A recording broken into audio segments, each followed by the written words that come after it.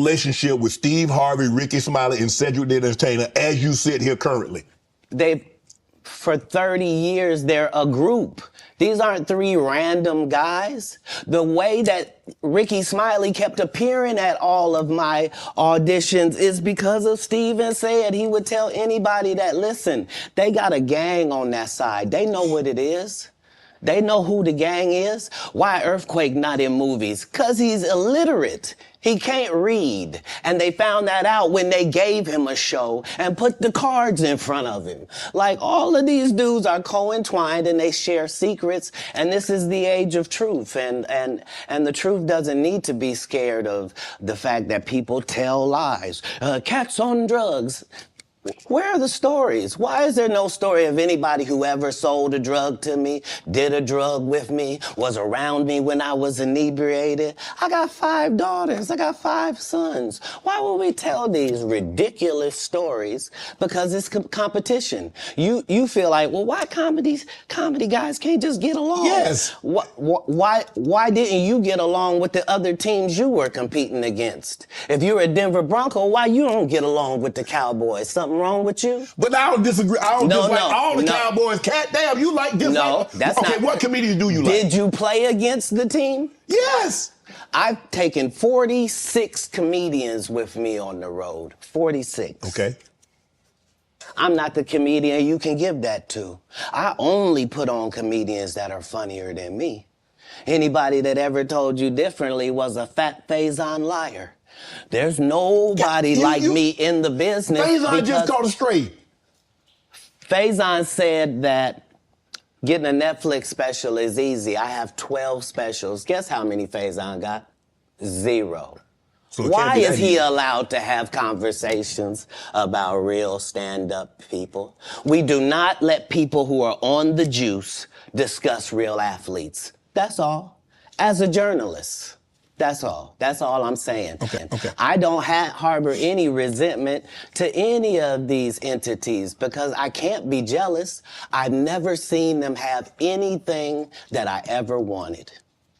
If you sign up for their program, you get a light-skinned, weird-faced wife that never do an interview. Oh, man, listen, in 20 years, won't do an interview. Nobody's ever talked to her, and she's never been interviewed anywhere. And now, understand, I'm not talking about one person. What I just told you applies to 7 people. How they all end up with that.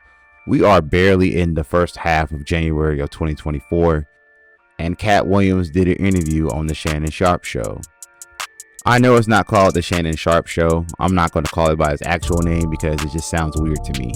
And why does Shannon Sharpe, as big as he is, greenlit that fucking name? But anyway, for the ones who don't know, Katt Williams is a renowned comedian and one of the best that ever do it. Now, the first time I seen Katt Williams was in Friday After Next, and he played the legendary Money Mike.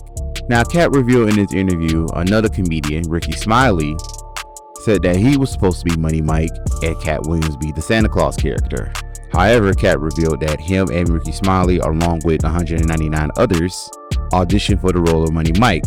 But Ricky Smiley said he already had the role. But before this video continues, join my Discord, Burst Talk Infinite, where I talk about everything media from anime, comics, TV shows, video games, and whatnot, even though I don't have to necessarily make a video on it. The link will be in the description below, and you guys can join anytime. Also, Katt stated that in his contract, he will not work with Ricky Smiley unless he's wearing a dress. In which, in the next movie that they were in together, he was actually wearing a dress. Katt then goes on to expose Cedric the Entertainer for stealing his closing joke that he did in Comic View many years ago. Cedric used said joke at the end of his segment on the Kings of Comedy tour. He did it word for word, bar for bar. The only thing that was different was the spaceship, which after I saw that, I immediately went on Twitter and I found the video. I'm just in awe, disbelief, or those the same words or whatever, that in the comic world, people be stealing jokes. I really thought that was a joke back on the Real Husband of Hollywood show where JB Smooth will always get into Kevin's ass about stealing his pickle joke. So now looking at back in hindsight, the joke of people stealing jokes is kind of disrespectful because people work really hard on making these jokes and making people laugh, try to have it as their own. and then have somebody swoop it and steal it and use it about 2 years later. Like, you couldn't even wait a decade or so. Now, after doing some more digging, it seems that Cedric Entertainer stole another joke from another comedian, Meshack Taylor. I'll go ahead and play the clips. He gonna walk up and introduce himself, Child Johnson, man. Everybody around here call me Bombinition, though. Everybody around here call me Bombinition, it's fine. You call me that. Don't even worry about it. Everybody call me Bombinition. Everybody call you Bombinicious. Yeah, everybody in the whole city call me Bombinition. Don't even worry about it. It's fine. You call me that. Don't even worry about it. Bombinicious, this is what everybody call. Yeah, everybody call me that, man. Don't worry about it. I'm like, all right. So all week long, my ass talking about Bombinicious. What up, boy? Hey, Bombinicious, you gonna run, come over here and watch the game with us later on? Hey, Bombinicious, run to the store, grab some beer, come on back. My cousin said, what you calling him?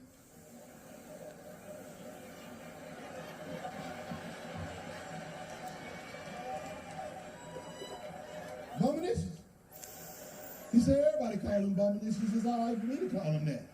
Like, no, man, his name's CJ.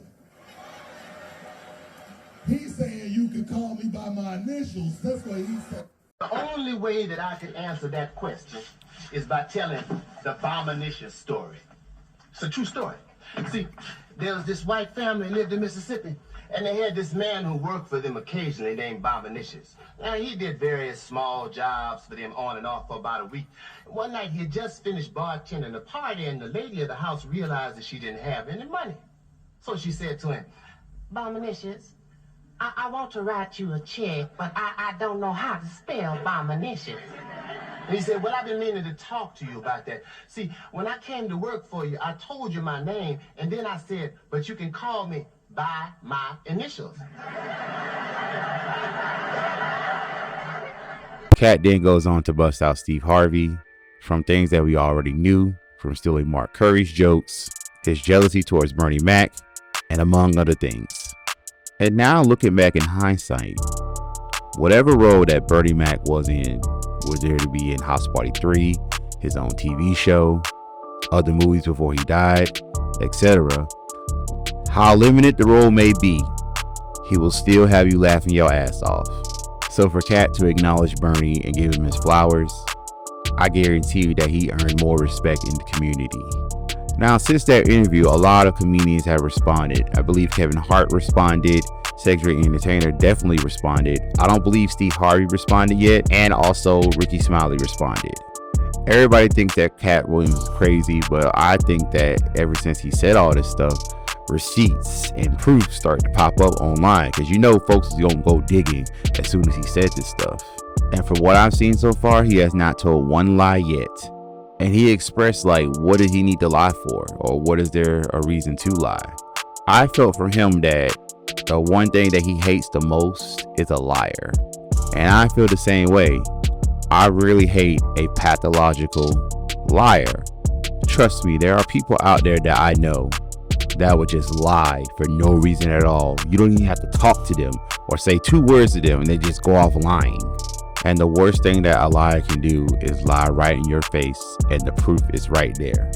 There's a lot more to unpack about the interview, in my opinion, but what caught my eye the most was the comedian stealing jokes and exposing the powers that be.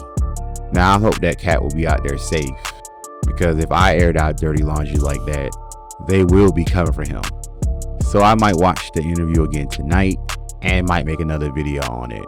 But let me know your thoughts in the comments. That's all for today. Thank you guys for watching. Don't forget to like, subscribe, and share. And I'll catch you all next time.